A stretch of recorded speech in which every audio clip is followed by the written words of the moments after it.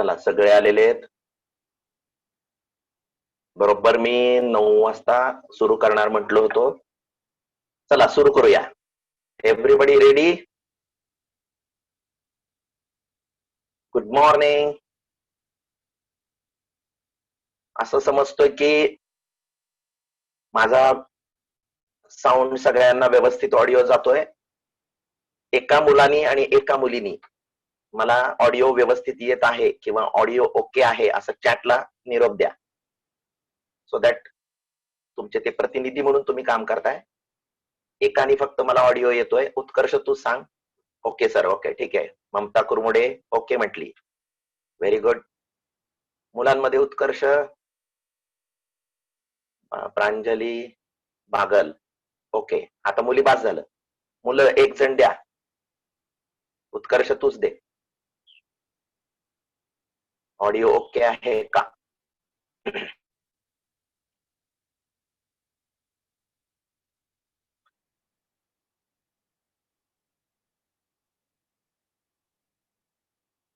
Okay ठीक आहे. Piyush वाघमारेनी okay म्हणून सांगितले. उत्कर्ष ठीक आहे, राहू दे.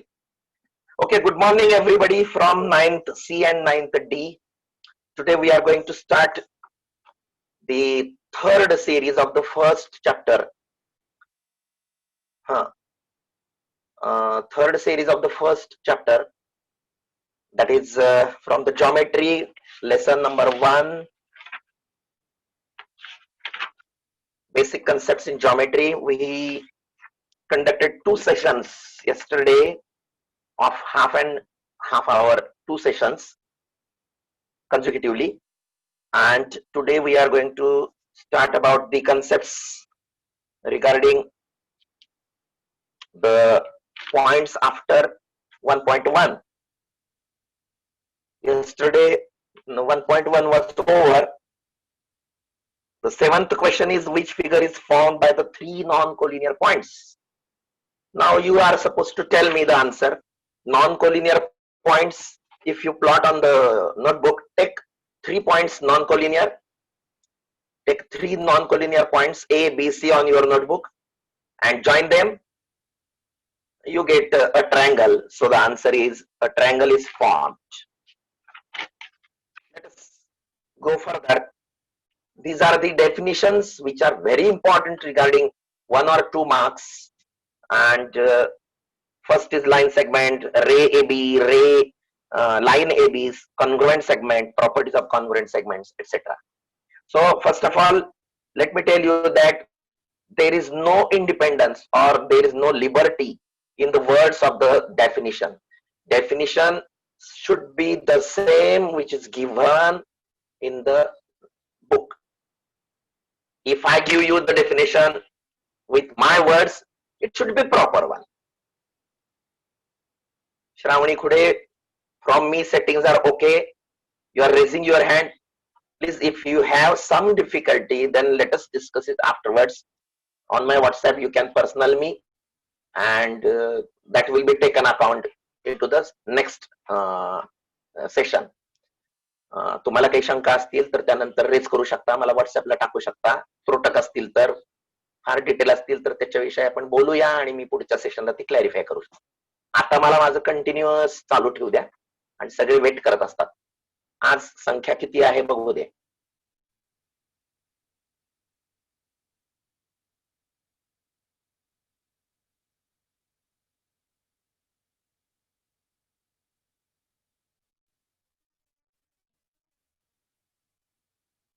मी दिसतोय का?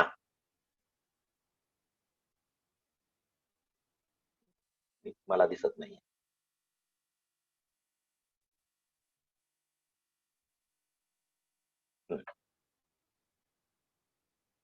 ठीक आहे.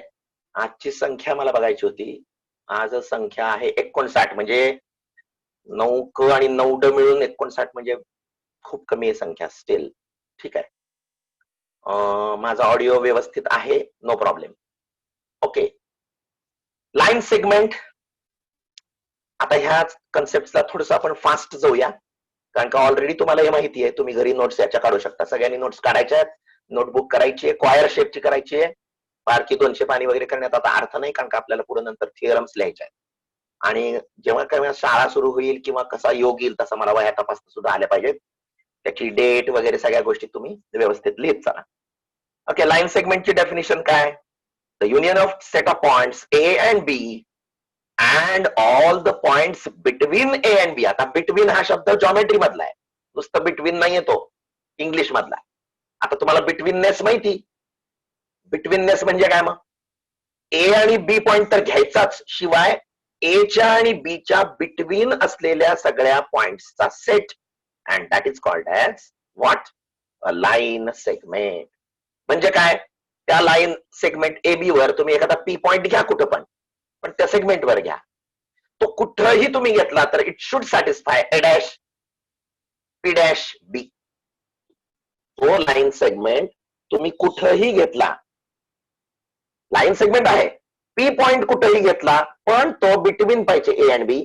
मिड पॉइंट असेल, ए कडे असेल, बी कडे असेल, कुठे असेल, तो लाईन सेगमेंट आहे. केव्हा? ए बिंदू, बी बिंदू आणि असे सर्व पी बिंदू जे काय सॅटिस्फाय करतात? ए डॅश पी डॅश बी. अशा सर्व बिंदूंच्या सेटला, संचाला म्हणायचं. श्वेता माने, ऑडिओ येतोय तुला? हो, पण तुझा व्हिडिओ कट कर, व्हिडिओ बंद कर श्वेता. श्रेयस देशपांडे, व्हिडिओ बंद कर. हा, ओके. पालकांना विनंती, पुन्हा अजून एकदा सांगतो की पालकांनी बरोबर 10 वाजता आपल्या त्या मुलाच्या मोबाईल किंवा कम्प्युटरच्या शेजारी थांबावं. काही मायनर सूचना द्यायच्या, तसा निरोप मुलं तुम्ही नंतर द्या. Okay, union of points, set of points A and B and all the P points such that they are between A and B. That is called as line segment. मग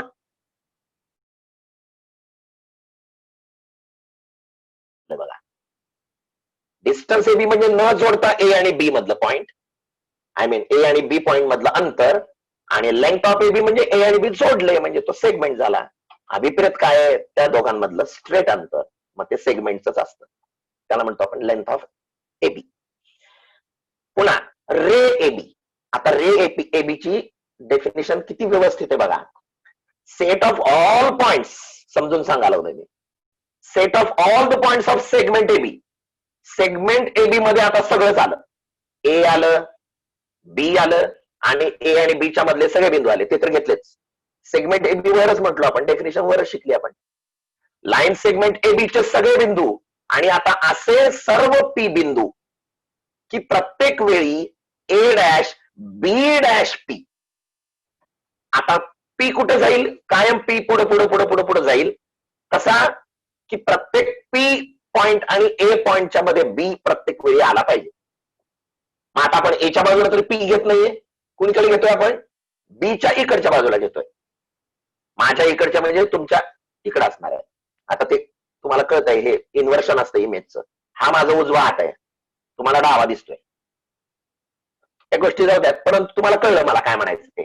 प्रत्येक वेळी पी पॉइंट असा घ्या की कोणती condition तो satisfy करेल? A dash B dash P. मग सेगमेंट ए बी चे सगळे बिंदू आणि असे सर्व पी बिंदू such that A dash B dash P is satisfied. मग त्याला म्हणायचं रे A B, ray A P, ray B P. हे सुद्धा अलाउड आहे. आपण आता एपी हा म्हणतो, कारण का सध्या आपण रे एपी किंवा रे ए बी ची डेफिनेशन करतोय, परंतु ray can be told by first of all taking its origin. A कोण आहे? त्याचा पॉइंट ऑफ ओरिजिन आहे, स्टार्टिंग पॉइंट आहे, आणि मग त्याच्यावरचा कुठलाही बिंदू घ्या, अजून एखादा एक्स बिंदू घ्या, रे ए एक्स झाला. पण स्टार्ट कुठून? ए पासून. कळलं तुम्हाला? लाईन ए बी काय म्हणते बघा, union of set of all points on the ray A B. बघा, कुठलीही डेफिनेशन देताना आधीचं पूर्वज्ञान वापरलंय. आता आपण रे ए बी शिकलो, आता कुठलंय? लाईन ए बी शिकायचंय. तर set of all points of on ray A B and opposite ray of ray A B. आता तुम्हाला बीजगणितातलं अल्जेब्रा मधलं युनियनचं चिन्ह माहिती आहे, बरोबर आहे? यू माहिती तुम्हाला. मग तिथं लिहा, तुम्ही पेन्सिलने लिहा पुस्तकातच. रे A B union ray A C, एच्या डाव्या बाजूला एखादा सी बिंदू घ्या, म्हणजे सी आणि बी च्या मध्ये ए येईल. मग काय झालं, ray A B union ray A C equal to line A B. काय सांगितलं तिथं अजून एकदा सांगतो, समजल्याशिवाय पुढे जायचंच नाही आपल्याला. काय म्हणलं मी, रे ए बी आणि या रेचा अपोजिट रे इकडे आहे, रे ए सी, यांचा युनियन. आता तो युनियन म्हणजे तुम्हाला माहिती, set union set. Union set म्हणजे काय असतो, दोन सेटचा युनियन म्हणजे ए मधले पण घ्या बी मधले पण घ्या, पण कॉमन असलेले एकदाच, बरोबर आहे. मग रे A B ray A C यांचा युनियन, याला म्हणायचं लाईन ए बी. हे सगळं तुम्ही लिहायचंय नंतर. कॉन्ग्रुएंट सेगमेंट्स, दोन किंवा अधिक सेगमेंट कॉन्ग्रुएंट केव्हा असतात, जेव्हा त्यांच्या लेंथ सेम असतात. It has nothing to do with how dark it is drawn. It must be joint, it must be joining two points on the same plane. हे लक्षात घ्या. तुम्ही लाईन सेगमेंट काढणारच केव्हा, एक सेगमेंट या भिंतीवर आहे एक सेगमेंट या भिंतीवर आहे, जोडणार नाही तुम्ही, शक्यच नाही. सेगमेंट ही संकल्पना एकाच प्रतलाची आहे.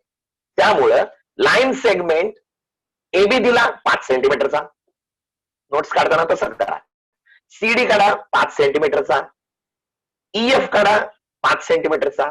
What we can say below it, length of AB equal to 5 centimetre, length of CD equal to 5 centimetre, length of EF equal to 5 centimetre.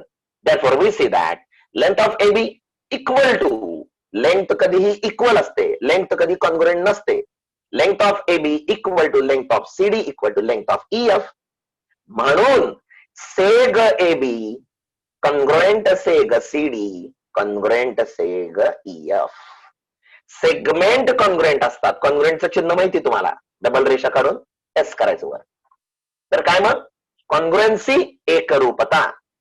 मग सेगमेंट हे कॉन्ग्रुएंट असतात, तर लेंथ कधी कॉन्ग्रुएंट नसते, लेंथ ह्या समान असतील तर सेगमेंट कॉन्ग्रुएंट.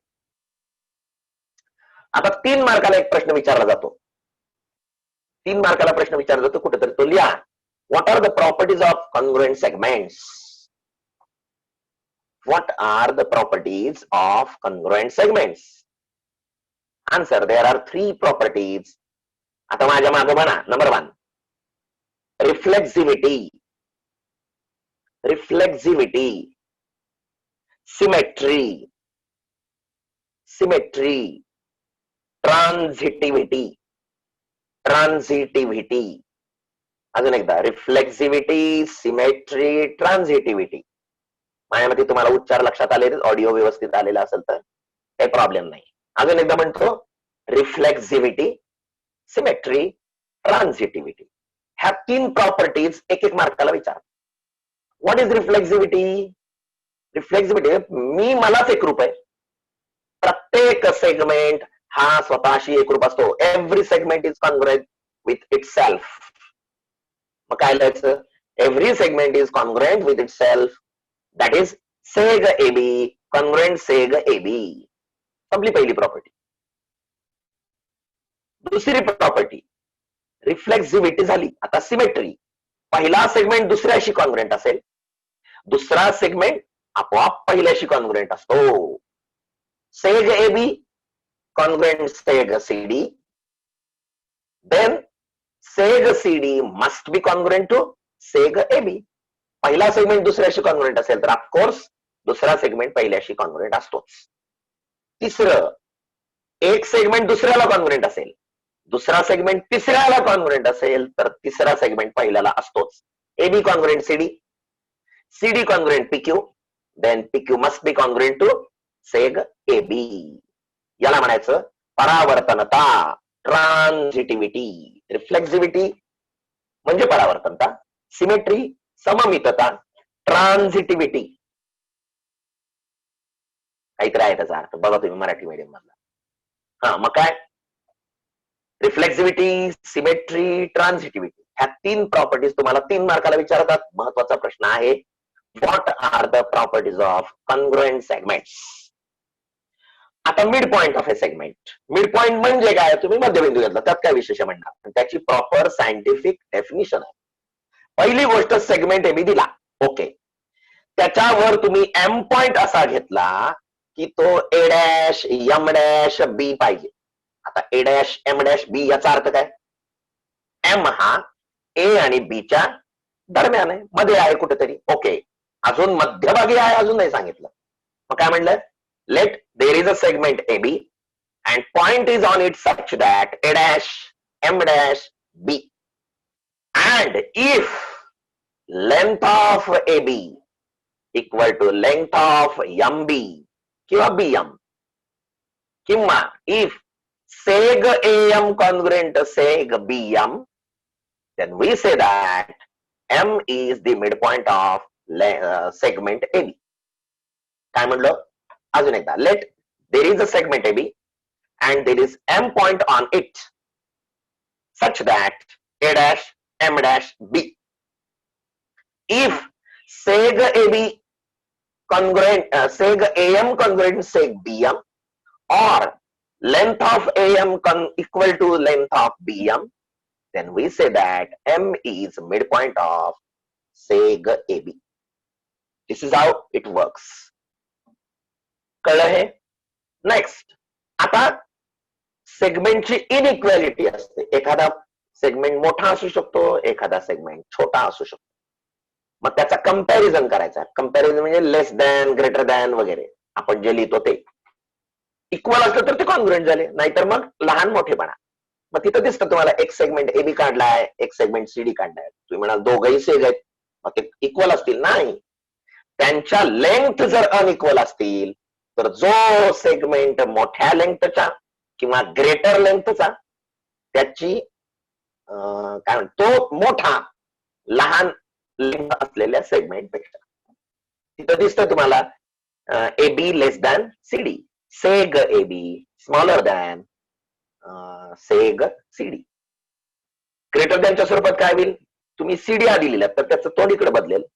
मग काय होईल? seg CD greater than seg AB. आता परपेंडिक्युलरिटीची जी कन्सेप्ट आहे ना, त्याच्या आधी मी तुम्हाला डिस्टन्स ऑफ ए पॉइंट हे सुद्धा सांगतो. दोन्ही हेच आहेत, म्हणजे एकमेकांशी निगडीतच आहे. परपेंडिक्युलर म्हणजे काय? लंब टाकणे. हो, माहिती, समजलं. मी म्हंटल माझं या भिंतीपासून अंतर कसं काढणार? मी असा असा असा तिरपा जाईन, हे असा असा तिकडे तिरपा जाईन? नाही, माझ्यापासून मी लंबांतर बघितलं पाहिजे. त्याला म्हणायचं I am drawing a perpendicular line from me on the line or that wall. जिथं ते पडतं लंब त्याला म्हणायचं फूट ऑफ द परपेंडिक्युलर. तिथं दिसतंय. मग आता परपेंडिक्युलरिटी आपल्याला स्टडी करायची म्हणजे काय? कधी कधी दोन सेगमेंट परपेंडिक्युलर असू शकतात. दोन सेगमेंट म्हणजे तुकडा, एबी सेगमेंट आणि सीडी सेगमेंट. ते परपेंडिक्युलर असतील, पण ते बघावं लागेल. कदाचित त्यांनी इंटरसेक्शन केलेलं असेल तर चक्क पॉइंट ऑफ इंटरसेक्शन दिसतो, तिथं 90 डिग्री असेल, दे आर परपेंडिक्युलर. कधी कधी सेगमेंट एबी इथं आहे, सेगमेंट सीडी इथं आहे, त्यांना वाढवावं लागेल, लाईन बनवा. त्यांना वाढवावं लागेल, लाईन बनवा, मग ते छेदतील. जेव्हा तिथं ते छेदतील आणि तिथं राईट अँगल होईल तर म्हणायचं जरी एबी सेगमेंट इथे आणि सीडी सेगमेंट इथं आहे, आता दिसतात ते छेदत नाहीत, तरी सुद्धा ते परपेंडिक्युलर आहेत. Because if we extend them and convert into line, those two lines intersect and they are perpendicular to each other, hence those segments are perpendicular. म्हणजे सेगमेंट परपेंडिक्युलर म्हणजे ते छेदतील तरच परपेंडिक्युलर असं नाही. त्यांना डॉटेड वाढवा. परपेंडिक्युलर आम्ही तुम्हाला छेदणारे दिलेच नसतील तर तुम्ही परपेंडिक्युलर नाहीच म्हणणार, तसं नाही. आधी ते सेगमेंट परपेंडिक्युलर आहेत का बघायसाठी आपल्याला त्यांना प्रोड्यूस करावं लागेल. प्रोड्यूस म्हणजे वाढवावं लागेल दोन्ही बाजूला, आणि मग कुठे तर ते छेदतील, आणि छेदले तर तिथं राईट अँगल झाला तर ते मग परपेंडिक्युलर सेगमेंट आहे. कधी कधी ऑलरेडी छेदलेलेच असतात, तिथे राईट अँगल असेल तर परपेंडिक्युलर आहेतच. एक सेगमेंट आणि एक रे. सेगमेंटलाही लाईन बनवा, रे तर इकडे गेलेलाच आहे, खाली फक्त वाढवा. दोघही छेदले तिथं राईट अँगल असेल तरच ते परपेंडिक्युलर. कळलं? रे आणि रे, हा रे इकडे चाललाय, हा रे इकडे चाललाय, कुठे छेदलेत? पण हे जर इकडे प्रोड्यूस केला, हा जर इकडे प्रोड्यूस केला आणि ते छेदले तिथे राईट अँगल असेल तर ते रे सुद्धा परपेंडिक्युलर. ती अशी कन्सेप्ट आहे. नोट्स काढताना त्या टाईप आकृत्या काढा. मुद्दाम न छेदणारे काढायचे, ते गडद काढायचे आणि वाढवलेलं फेंट किंवा डॉटेड काढायचं आणि ते इंटरसेक्शन दाखवायचं. जिथं इंटरसेक्शन केलं तिथं काहीतरी बिंदूचं नाव द्या, पी एस टी काही पण, आणि तिथं राईट अँगलचं चिन्ह करा. Therefore they are perpendicular to each other. आणि परपेंडिक्युलर कसं दाखवतो आपण? उलटा टी, कॅपिटल टी, उलटा. तिथं आहे ray A B perpendicular ray C D, seg A B perpendicular line C D. आणि आता शेवटचं distance of a point from a line. C या बिंदूचं लाईन पासून डिस्टन्स कसं दिलेलं नाही तुम्हाला, फक्त लाईन दिली आणि वर पॉइंट सी दिलं. आम्ही कन्स्ट्रक्शन केलं, सी वरून परपेंडिक्युलर टाकला, कसा? गुण्या लावून तो सरकवत आणला, बरोबर आहे ना, आणि वाढवलं, जस्ट ड्रॉ केलं. If we get 90 degree then it is proper. आणि मग जेव्हा ते प्रॉपरली 90 डिग्रीचं व्यवस्थित असेल तर तो CD perpendicular line A B असेल. And length of CD is called as distance between the point C and line A B. एखाद्या बिंदूचं लाईन पासूनचं अंतर जेव्हा म्हणतो तेव्हा ते फक्त आणि फक्त लंबांतरच असतं. That is only and only the perpendicular distance drawn from that point on the line. लक्षात आलं माझ्या? And that point D in the figure is called as foot of the perpendicular. चलो exercise 1.2 काय आहे बघा. 1.2 मध्ये पहिला question, following table shows a point on number line, their coordinates, decide whether their pair of segments given below the table are congruent or not. पहिली गोष्ट, तुम्हाला coordinate दिले, त्या कोऑर्डिनेट वरून तुम्हाला काय करावं लागेल? समजा आता पहिलंच गणित त्यातलं डीई आणि एबी, डी आणि ई मधलं डिस्टन्स डीई काढावं लागेल. डिस्टन्स डीई म्हणजेच लेंथ ऑफ डीई, ते काढलं डॅश डॅश नंबर 1. पुन्हा सेगमेंट एबी, ए चा कोऑर्डिनेट बघा, बी चा कोऑर्डिनेट बघा, त्यावरनं डिस्टन्स एबी काढा, तेच आहे लेंथ ऑफ एबी. जे उत्तर आलं dash dash number 2. From 1 and 2 ते जर सेम असेल तर ते दोन कॉन्ग्रुएंट आहेत, नाहीतर ते नॉन कॉन्ग्रुएंट आहे. फिनिश. एक गणित करूया, या स्टाईल उरलेले करायचे. लिहा from the table, question number 1 त्यातला 1. From the table, A capital, A arrow -3, B arrow 5, त्या एरोचा अर्थ तुम्हाला काल सांगितला मी. D arrow -7, E arrow 9. Therefore, distance DE equal to length of DE equal to bracket minus bracket. आता bracket मध्ये जागा भरा, मोठा कोऑर्डिनेट मायनस छोटा कोऑर्डिनेट, बरोबर आहे ना? डी आणि ई मध्ये मोठा कोऑर्डिनेट कोण आहे? 9 -7 equal to 9 plus 7 equal to 16 units dash dash dash dash number 1. एक और सोडा. Distance AB equal to length of AB equal to bracket minus bracket. आता ब्रॅकेट मधले बघा जागा. आता ए आणि बी मधला मोठा कोऑर्डिनेट कोणता आहे? 5. छोटा कोण आहे? -3. 5 - -3 equal to 5 plus 3 equal to 8 dash dash number 2. आता काय दिसतंय बघा, तिकडे 9 8 17 आलं, 9 7 16 आलेलं होतं, आता इकडे आलेलं आहे 8. ते अनइक्वल आहे. लिहा therefore, एक सोडून लिहा therefore from 1 and 2 dash, पुन्हा खाली length of DE equal to लिहायचं आणि त्याला तिरपी मारायची, not equal to length of A B. Therefore seg DE, कॉन्ग्रुएंटचं चिन्ह करायचं आणि त्याच्यावर काट मारायची. नॉन कॉन्ग्रुएंट किंवा not congruent seg A B. आता गणित संपलं. तोंडी प्रश्न असेल किंवा 1 मार्कासाठी असेल तर एवढे कष्ट करायचे नाही. नेहमी लक्षात ठेवायचं, प्रश्नपत्रिकेमध्ये जो प्रश्न विचारला तो किती मार्क कॅरी करतो ते पाहायचं. कारण का काय होत असतं का, त्याच्यात 1 मार्काचं असतं, ओके, ते सॉल्व्ह करायचं असतंय, ते तुम्ही रफ पेजवर सॉल्व्ह करू शकता. त्यासाठी एवढं मोठं उत्तरपत्रिकेचं 1.5 पान उत्तर काढून त्याचा 1 मार्क परवडत नाही, असं चक्क म्हणायचं.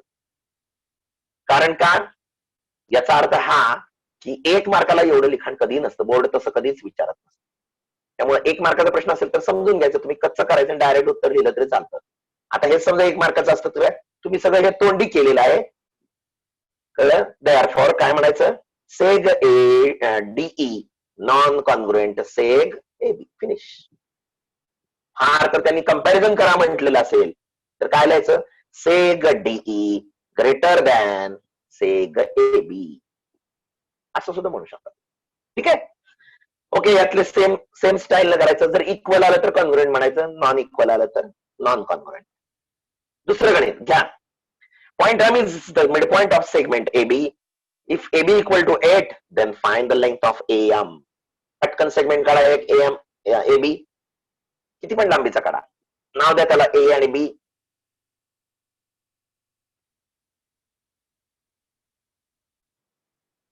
मध्ये M पॉइंट घ्या बरोबर एक्झॅक्टली अंदाजानं, आणि इकडे बघा माझ्याकडे AM आणि MB ला कॉन्ग्रुएंट दाखवा, दोन हाफ हाफला.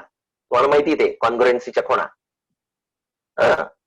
आणि AB ची लांबी 8 दिली आहे, तर असं असं करा महिरपी कंसवर, किंवा किंवा एच्या वर उभी रेख करा, बीच्या वर उभी रेख करा, दोन्हीकडे ऍरो करून असं करून 8 लिहा, किंवा नुसतं 8 सेंटीमीटर असेल घ्या, 8 युनिट, सेंटीमीटर नको, काहीच नका करू, फक्त 8 युनिट असं लिहा, चालतं. खाली लिहा, मी सांगतो ते. Here M is mid point.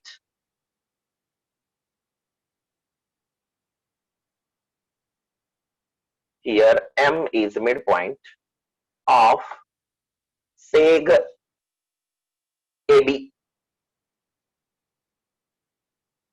Therefore, seg AM congruent seg BM त्याच्याच पुढे इक्वल टू AB अपॉन 2. आता त्यातला आपल्याला विचारलेले AM तोच तुकडा घ्या खाली. Therefore, एक सोडा, AM equal to AB upon 2. Therefore, length of AM equal to 8 upon 2 equal to 4 units. He procedure आहे, ही रीत आहे. तुम्हाला माहिती 8 निम्म 4 आहे म्हणून, पण ती प्रोसिजर लिहिण्याला मार्क आहेत. मार्क अदरवाईज तुम्हाला मिळणार नाही, लक्षात घ्या. तुम्ही आकृती काढली, व्यवस्थित लिहिलं, 2 पैकी 2 मिळाले. नुसतं युनिट हा शब्द जरी लिहिला नाही तर तुमचा अर्धा मार्क गेला. You will have to remember that. परत सांगा, पटपट पटपट लिहायला शिका. काय म्हंटल मी, आकृती काढली होती. Here M is midpoint of line segment AB. Therefore, AM congruent BM त्याच्याच पुढे equal to AB upon 2. Therefore, length of AM equal to AB upon 2 equal to 8 upon 2 equal to 4 units. Therefore, length of AM equal to 4 units. तिसरं गणित, तयार राहा सगळे, आणि मी सांगितलेल्या activities पटपट करा जरा थोडे. आपण एक 5 मिनिटानंतर ब्रेक करून लगेचच जॉईन करणार आहोत. लक्षात ठेवा, 5-7 मिनिटानंतर. मीच करतोय एंड, तुम्ही कुणीही एंड करू नका मी केल्याशिवाय. Point P is the mid point of सेग CD. तिसरं गणित, CP इक्वल टू 2.5.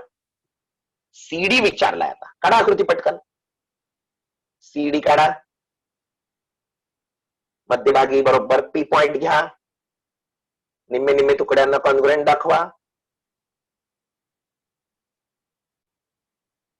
त्यातल्या CP ला 2.5 लिहा. बस झाली फिगर. लिहा खाली, here P is the midpoint of seg CD. वरच्या सारखंच. Therefore, सीपी,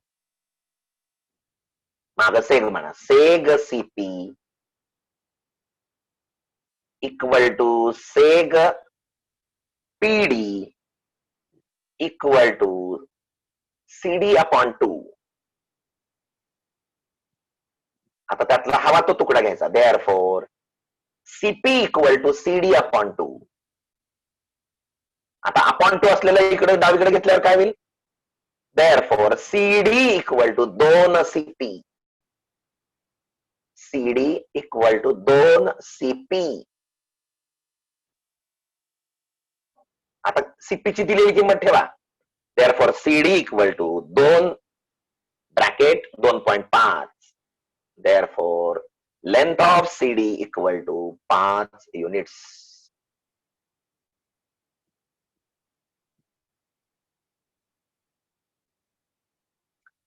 चौथं,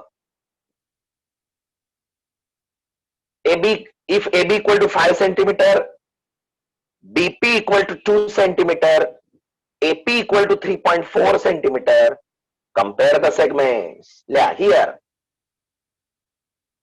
AB equal to 5 centimeter, comma, BP equal to 2 centimeter, comma, AP equal to 3.4 centimeter. Therefore, seg AB greater than च चिन्ह करा. 2 तोंड AB कडं. seg BP, comma, खाली seg BP less than seg AP, comma, पुन्हा खालच्या वेळेला seg AB greater than seg AP, खालच्या वेळेला that is 5 मध्यभागी लिहा. 5 greater than, लांब लांब लिहा सुटसुटीत. 5 greater than 3.4 greater than 2 एकत्र. 5 greater than 3.4 greater than 2. आता त्यांची नावं लिहा खाली. Therefore, AB greater than AP greater than BP. अशा प्रकारे हा कंपॅरिझन झाला. आता मी एंड करतो आणि लगेचच 2 मिनिटात आपण पुन्हा जॉईन करू.